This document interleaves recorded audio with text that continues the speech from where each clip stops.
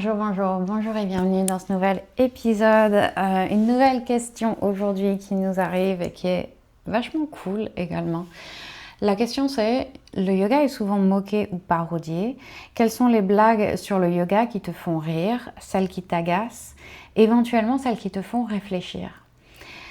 Alors, très intéressante question. J'ai bien aimé y réfléchir et repasser un peu en revue les différentes façons dont le yoga est moqué et parodié. Donc, je vais commencer avec ce qui m'amuse. Ce qui m'amuse, c'est que je vois souvent des blagues sur les noms de postures, parce que c'est vrai que certaines postures ont des noms à coucher dehors. Donc, par exemple, il y a le demi-seigneur des poissons, que j'appelle toujours par son nom sanskrit, Ardha Matsyendrasana, pour des raisons évidentes, parce que si je dis à un de mes clients de venir en demi-seigneur des poissons, forcément ça va déclencher une conversation.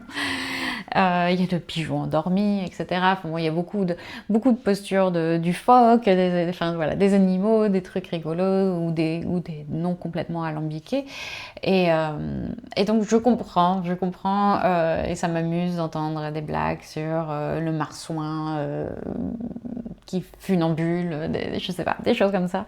J'ai un client qui est très très fort à ça d'ailleurs et qui aime bien inventer donc des nouveaux noms, et c'est rigolo et ça m'amuse aussi. Voilà, c'est quelque chose de vraiment vraiment pas méchant.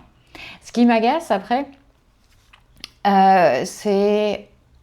Je dirais que le yoga est souvent moqué parce qu'on voit souvent les yogis se tordre dans des positions absurdes avec l'air apaisé de la personne qui a atteint l'illumination, alors que n'importe quel être humain lambda qui tenterait la même posture grimacerait et grognerait et serait tout rouge et en crise d'apoplexie.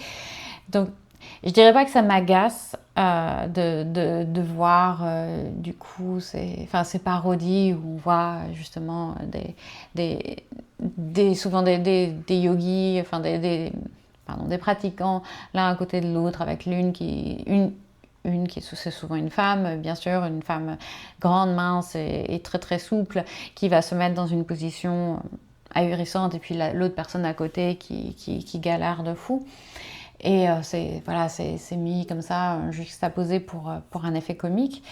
C'est pas que ça m'agace, voilà, c'est plus que j'ai peur que ça répande l'idée que le yoga n'est pas pour tout le monde, en fait, parce que ça semble complètement inaccessible.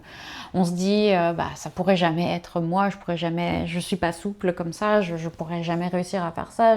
Donc le yoga, c'est pas pour moi, ça sert à rien que j'essaye. Donc ça répand un peu cette vision du yoga comme quelque chose où il faut être super souple à la base pour pouvoir en faire. Et c'est évidemment tout mon cheval de bataille. C'est ce que j'essaye de m'évertuer à... je m'évertue à faire passer ce message de le yoga c'est pour tout le monde. Et il y a vraiment des postures pour tout le monde, pour n'importe quel niveau. Et ça fait du bien, quel que soit ton niveau de souplesse actuel. Ça fait... Voilà, tu peux progresser et ça va te faire un bien fou d'essayer. Donc voilà, ça m'agace dans le sens où j'ai l'impression que ça va complètement à l'envers de ce que j'essaye de transmettre. Et c'est pour ça aussi que je partage beaucoup moins maintenant ma propre pratique, alors qu'avant j'aimais bien partager les postures un peu spectaculaires que j'arrivais à faire. Quand j'ai commencé, voilà, je voulais vraiment réussir à tout faire, à faire plein de postures folles. Encore maintenant, je les pratique beaucoup moins de toute façon, donc il n'y a plus tant que ça de choses spectaculaires à partager. Mais voilà, j'ai aussi beaucoup diminué le partage de ma pratique personnelle, parce que je ne veux pas que mon public se compare à ce que j'arrive à faire, parce que j'ai plus de 10 ans de yoga derrière moi, et puis j'ai un corps aussi naturellement souple, donc c'est quelque chose qui m'est venu assez facilement, et je sais que c'est pas du tout le cas de la plupart de mes clients et de mon public. Voilà, on est des sédentaires, donc j'ai pas envie de perpétuer cette image. Voilà. Maintenant, dans ce qui me fait réfléchir, c'est que le yoga est aussi moqué pour son côté élitiste. Et j'ai entendu assez récemment une réflexion qui m'a fait réfléchir du coup, selon laquelle la pleine conscience en général, c'est un truc de privilégié. Que quand on vit en guerre ou dans la précarité, dans la forte précarité, on n'a pas le temps, on n'a pas l'espace mental de pouvoir pratiquer la pleine conscience. Donc on doit être conscient que le fait de pouvoir pratiquer la pleine conscience, le yoga, etc., c'est un truc de privilégié. Et du coup, les discours sur le développement personnel tels que ceux que je peux avoir peuvent être culpabilisants et tone deaf, donc voilà, sonner, comment on dit tone deaf en français, enfin bon, oui, ça peut être culpabilisant et ça peut être vraiment pas adapté à la situation sociétale actuelle, ça peut manquer de sensibilité, voilà, ou en tout cas ça peut manquer de reconnaissance de mes privilèges, le genre de discours que je peux avoir où j'essaye de développement personnel, où j'essaye de vous motiver à faire plus de choses comme ça. Alors j'ai pas encore terminé, je pense, ma réflexion sur le sujet, bien réfléchi à la question. Mais à chaud, j'ai envie de dire que oui, que tout n'est pas pour tout le monde, tout le temps. Et que je m'adresse forcément à des gens qui sont effectivement pas en train de subir les horreurs de la guerre ou les horreurs de la précarité extrême. Bien sûr, je reconnais que je vis une existence privilégiée. Et certes, quand je dis que le yoga c'est pour tout le monde, je suis pas en train de dire que quand même les Palestiniens ils pourraient faire un effort et caser un peu de méditation entre deux bombes. Évidemment que non. Évidemment que non. Donc oui, il y a un côté privilégié au fait de pouvoir avoir le temps et l'espace mental de faire de la pleine conscience et de faire du yoga. Mais voilà, oui, effectivement, quoi. On a cette tendance un peu sur les réseaux à penser que, bah, comme je disais, que tout est pour tout le monde et que du coup, il faut adapter tout ce qu'on dit et mettre toutes les nuances possibles pour ne surtout offenser personne et surtout n'exclure personne. Et des fois, ça devient un peu absurde. Donc, oui, il est toujours important de réfléchir à l'impact de ce qu'on diffuse dans le monde et je veux surtout culpabiliser personne avec mon discours. Cela dit, oui, si effectivement vous êtes dans une situation de précarité extrême ou je sais pas, qu'il y a une catastrophe quelconque dans votre vie, c'est peut-être pas le moment effectivement de vous lancer dans le développement personnel. Voilà, je pense qu'on est d'accord. Mais bon. Voilà, c'était quand même une critique, une moquerie et une réflexion intéressante à entretenir. En tout cas, ça m'a fait réfléchir. Et puis, pour la dernière catégorie, ce qui m'attriste, c'est que bien sûr, le yoga est beaucoup moqué pour son discours pseudo-spirituel. Et ça a tendance à m'attrister parce que je sais que c'est ce qui me rebutait principalement quand j'ai découvert le yoga. Et c'est sans doute ce qui rebute beaucoup d'autres personnes aussi et qui les empêche du coup de se lancer et de tester la pratique. Or, le yoga est une discipline qui est si vaste avec des approches si différentes, vraiment extrêmes d'un côté et de l'autre. Il y a des courants hyper spirituels, authentiques comme le Bhakti Yoga qui est même une branche de la religion hindoue en fait, où c'est le yoga de la dévotion où on fait en fait que des prières, il n'y a même pas de posture ou quoi, c'est vraiment le côté spiritualité times 1000. Et il y a des approches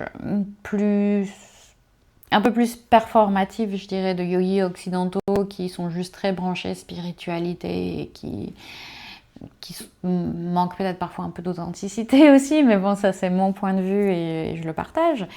Et puis il y a des courants occidentaux aussi qui vont complètement à l'inverse, à l'extrême inverse, qui ont décidé de débarrasser le yoga de toute spiritualité, vraiment de whitewasher le yoga. Et ils utilisent aucun sanskrit, aucun chant, aucune référence à l'essence même du yoga, à la philosophie du yoga. Et c'est pas beaucoup plus... c'est pas bon non plus en fait d'aller dans un extrême ou dans l'autre, ou voilà, bref. Donc je trouve que les moqueries sur la pseudo-spiritualité ne sont pas volées. Parce que parfois c'est vraiment risible à quel point c'est inauthentique, et je suis moi-même pas très branchée spiritualité. Je pense que j'en ai déjà parlé pas mal ici. Mais ça m'attriste aussi parce que ça empêche beaucoup de gens de découvrir le yoga, parce qu'ils se disent le yoga c'est comme ça en fait. Le yoga c'est la pseudo-spiritualité, et c'est les shanti, c'est vraiment voilà, c'est très ésotérique. Or, on peut faire du yoga sans nécessairement faire un voyage hyper spirituel. On peut se reconnecter à soi-même et à un sentiment d'appartenir à quelque chose de plus grand que soi, sans nécessairement expliquer ça par quelque chose de très ésotérique. On peut juste avoir envie de prendre du temps pour soi, pour se faire du bien physiquement et mentalement, sans y mettre de spiritualité, mais tout en respectant quand même la philosophie du yoga, ses origines, parce que ça a été créé par des Indiens, et c'est important de le respecter aussi. Donc voilà, je suis vraiment de l'avis qu'il faut absolument respecter l'origine de la discipline et parler de la philosophie, parler de ces aspects-là aussi, et ne pas en faire juste un sport, en fait, comme ça peut être parfois fait dans... Je pense que c'est surtout aux États-Unis qu'il y a beaucoup de dérives dans ce sens-là, où c'est juste une pratique de sport qu'on fait à la salle de sport comme les autres, quoi. Mais voilà, la beauté de la pratique, c'est qu'on peut l'adapter à notre être, notre corps, nos convictions, nos sensibilités, etc. Voilà. Donc, bon, voilà, moi je suis de l'avis qu'il faut adapter bien sûr le yoga à soi, et qu'il faut toujours respecter les origines, comme je disais, mais qu'on peut trouver un juste milieu et en faire quelque chose de pas trop wouhou, de pas trop complètement perché, sans complètement dénaturer la pratique, la discipline non plus. Voilà, donc c'est mon point de vue sur les moqueries, les parodies qu'on peut trouver sur le yoga. N'hésite pas à me donner ton avis, toi qui m'écoutes, et à me dire ce que tu en penses, à me dire s'il y a des choses qui t'ont rebuté aussi dans ces paroles, enfin, qui ont peut-être retardé ton essai du yoga. Parce que, enfin, comme dit, moi clairement, le fait que je pensais que c'était quelque chose de très spirituel, forcément, le yoga, et je me disais, ben, moi je suis pas du tout branchée spiritualité, donc ça va pas me parler, c'est pas pour moi. Et finalement, voilà, c'était dommage, parce que j'ai un peu tardé à m'y mettre à cause de ça. Mais bon, c'était mon chemin, c'était mon cheminement, c'est pas grave, j'y suis maintenant, c'est tout ce qui compte. Et toi aussi. Voilà. À très bientôt, et n'hésite pas à m'envoyer tes questions. Ciao, ciao.